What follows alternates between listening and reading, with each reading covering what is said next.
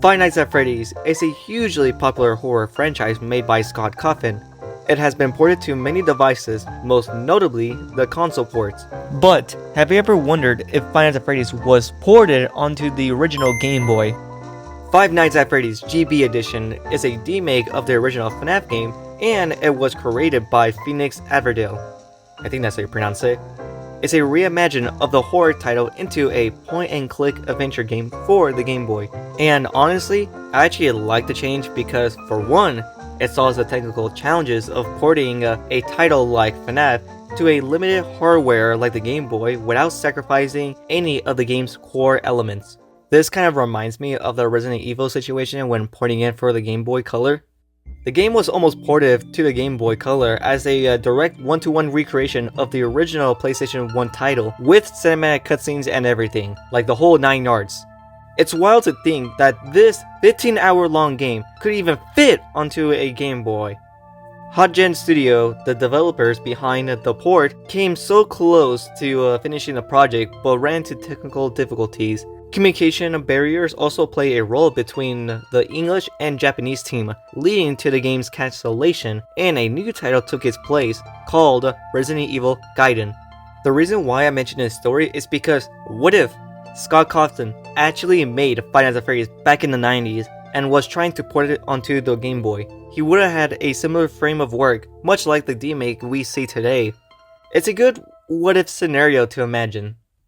What truly shines in this port is the game's story, which follows similar events of the original Five Nights at Freddy's game, while still retaining lore elements, which I will get into a bit. Just hold on guys, just let me cook. It also features familiar characters like Freddy, Bonnie, Chica, and Foxy, but also introduce more fleshed out characters like the phone guy, and the main protagonist, the Night Guard, who is actually a woman in this game. She documents her experience working at Freddy Fazbear's Pizza by recording a series of audio logs throughout each night.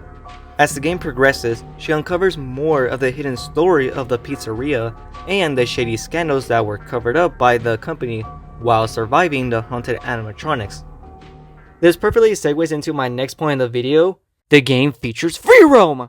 You don't know how long I have waited to play a FNAF game that lets me explore the pizzeria and roleplay just like my favorite Minecraft YouTubers from my childhood. Hey, shout out to anyone who had watched those nostalgic videos back in the day. You, sir, are a true FNAF veteran. Fortunately, the game provides a tutorial in the form of a training tape. No, not that type of training tape, although those videos are pretty cool in my opinion. You can access this feature on the main title screen by clicking right here. The D-pad functions as a mouse cursor, allowing you to navigate and interact with the environment. To move around the pizzeria, you simply drag the cursor to any corner of the screen and press the A button. And that's it! That's all you really need to know to control the game. And with all that being said, let's move on to the first night.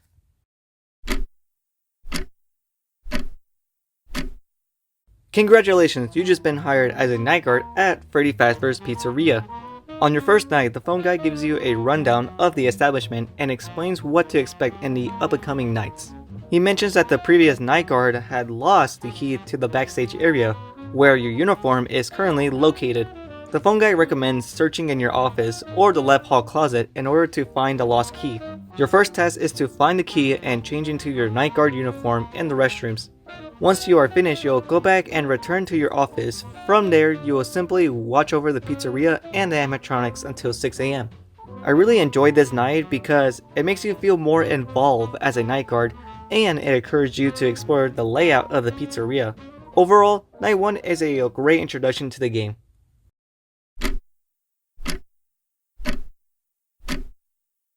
Night 2. The second night begins with a new task from the phone guy, and that is to sweep up the dining room area.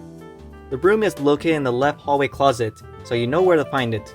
Usually that's a janitor's job, but the phone guy mentions through the phone that they couldn't find a janitor because apparently he didn't show up to work today. The phone guy also has one more request before you start out your night shift. If you see the previous night guard, escort him out of the building and tell him to turn in his uniform. Once your tasks are completed, you can clock out once it hits 6 AM. Sound pretty simple, right? Well, there's a slight catch.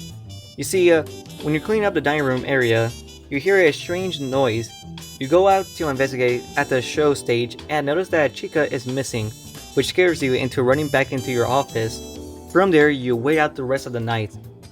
And that's basically a recap of the second night.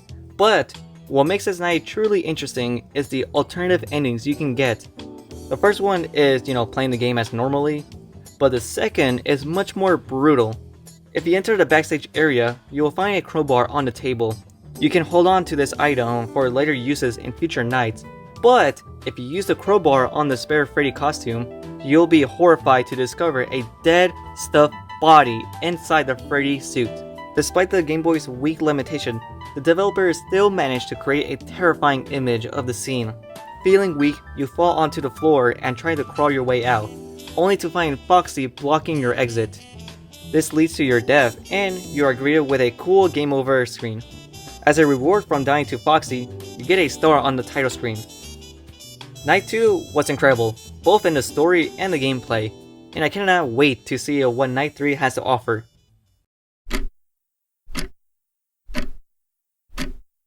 Night 4, after suffering an emotional breakdown from your last shift, you took the third night off to recover. You make your grand return back to Freddy Fazbear's Pizzeria on your fourth night. Your first task is to clean up any mess you spot around the building. The phone guy mentioned over the phone that he left the front door unlocked, so you can leave the pizzeria at any time. One last thing before the phone guy signs off is the locked box on your desk.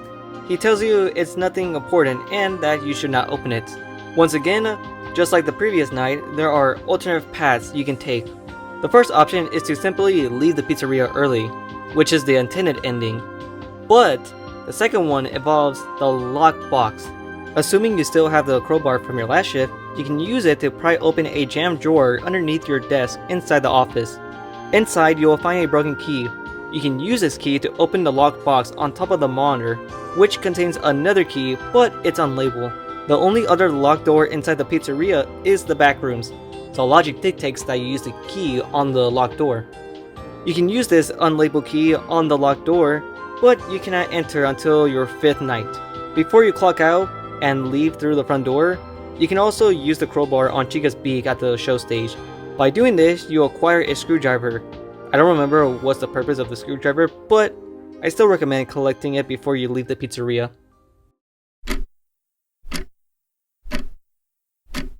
Night 5, your fifth and final night working at Freddy Fazbear's Pizzeria. So, depending on what you did on the previous nights will determine one of the three endings you'll get. The first ending, the bad ending, is when the phone guy congratulates you on making it to your final night. He informs you that he's being moved on the night guard duty and your assistance is no longer needed. Your last task will be to turn in your night guard uniform in the backstage area before you leave. However, things take a turn for the worse. As you walk past the show stage, Freddy appears in the dining room, your legs feel weak, and you are frozen in fear. Feeling hopeless, you accept your fate and you die to Freddy. In a cruel twist, you get the bad ending for simply doing what you were told. Alright, let's talk about the second ending, aka the bad ending. Yeah, still the bad ending. So, remember when the phone guy told you not to open the box? Well, that resulted in him getting fired because of that. The reason why he lost his job is because he took the blame so you don't get in trouble. Hey, W phone guy. Since the phone guy is no longer employed by Freddy Fazbear's Pizzeria, he can no longer keep the building unlocked. So you have to wait until 6 AM to leave. Assuming you left the back room door unlocked, you can finally open the door and check out what lies inside. And if you know anything about Five Nights at Freddy's lore, you can probably guess what's about to happen. As you enter the back room, you are hit with a disgusting whiff of a rotting flesh.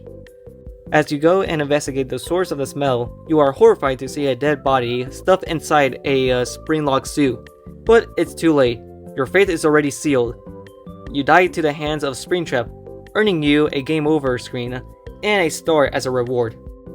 But what if you didn't check on Springtrap immediately?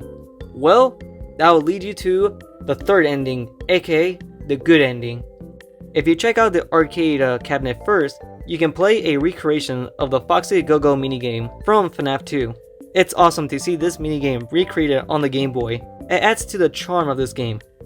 Anyways, once you're finished, you can use the screwdriver on the fuse box on the left of the arcade machine. After that, you can finally check on Springtrap and escape the back room without dying. You'll be able to exit through the front door and get the good ending. Although being a short game that you can easily complete in under an hour, there's a lot of value in this game with its 4 alternative endings, various Easter eggs, including a cameo from Golden Freddy, and scary visuals that all culminate in a nice package. If you're looking for a short but fun FNAF fan game, then Five Nights at Freddy's GB Edition is a perfect fit for you. Anyways, that's about wraps it up for me. I was your host, Ita2755, and I'll catch you guys next time. See ya, bye!